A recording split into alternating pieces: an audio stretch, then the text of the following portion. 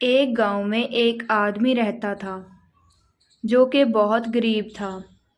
हर वक्त वो आदमी ये सोचा करता था कि मेरी ज़िंदगी कब बदलेगी और कब मैं इस गरीबी से बाहर निकलूंगा।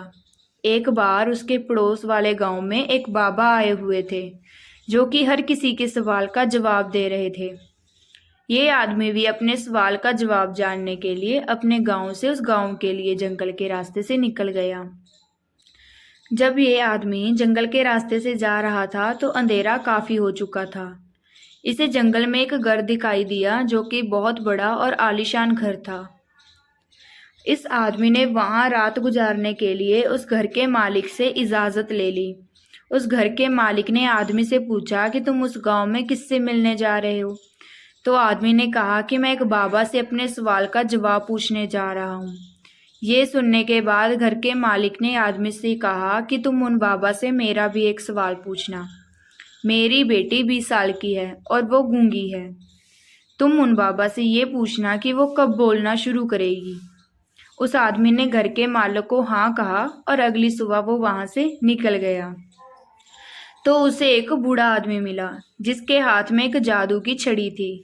उस बूढ़े जादूगर ने आदमी से पूछा कि तुम कहाँ जा रहे हो। आदमी ने कहा कि मैं एक बाबा से अपने सवाल का जवाब पूछने जा रहा हूँ। बूढ़े जादूगर ने कहा कि तुम उन बाबा से ये भी पूछना कि मैं स्वर्ग में कब जाऊंगा। वो आदमी हाँ कह के वहां से चला गया। थोड़ी दूर जाने के बाद आदमी को एक बड़ा सा कछुआ दिखा जो कि ड्रैगन बनने की कोशिश कर रहा था। उसने भी आदमी से पूछा कि तुम कहाँ जा रहे हो। आदमी ने उसे भी कहा कि मैं एक बाबा से अपने सवाल का जवाब पूछने जा रहा हूँ। तो कछुए ने आदमी से कहा कि तुम उन बाबा से ये भी पूछना कि मैं ड्रैगन कब बनूंगा। आदमी कछुए को भी हाँ कहकर वहां से चला गया। जब ये आदमी उन बाबा के पास पहुंचा तो बाबा ने आदमी से कहा कि तुम मुझसे कोई भी 3 सवाल ही पूछ सकते हो। अब आदमी सोच में पड़ गया कि मैं अपना सवाल पूछूं या उन तीनों का। आदमी ने सोचा मेरा सवाल तो ये था कि मैं गरीबी से कब बाहर निकलूंगा। मेरी प्रॉब्लम तो बहुत छोटी है, मैं उन तीनों के ही सवाल पूछ लेता हूँ। उस आदमी ने कछुए का सवाल बाबा से पूछा तो उन्होंने कहा कि जब वो अपने कवच से बाहर निकलेगा तब वो ड्रैगन बन जाएगा। फिर आदमी ने उस बूढ़े जादूगर का सवाल बाबा से पूछा तो बाबा ने कहा कि जब वो जादूगर अपनी जादू की छड़ी किसी दूसरे को दे देगा तब वो स्वर्ग में चला जाएगा। फिर आदमी ने उस घर के मालिक का सवाल बाबा से पूछा तो बाबा ने कहा कि जब उसकी बेटी को उसका जीवन साथी मिल जाएगा तब वो बोलना शुरू कर देगी। वो आदमी इन तीनों सवालों के जवाब लेकर उसी रास्ते से चला जाता है। जब वो कछुए से मिला तो कछुए को अपना कवच छोड़ने को कहता है। जैसे ही कछुए ने अपना कवच छोड़ा वो ड्रैगन बन गया।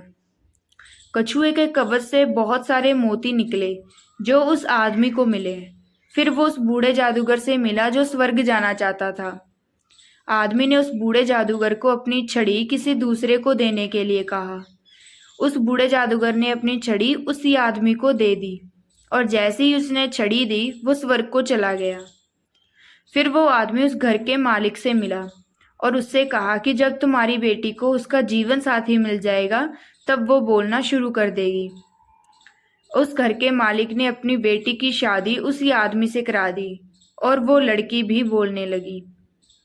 इस कहानी से हमें ये सीख मिलती है कि हमें कुछ पाने के लिए कुछ खोना पड़ता है, कुछ छोड़ना पड़ता है, सेक्रीफाइस करना पड़ता है। जैसे उस कछुए ने अपना कवच छोड़ा और वो ड्रैगन बन गया।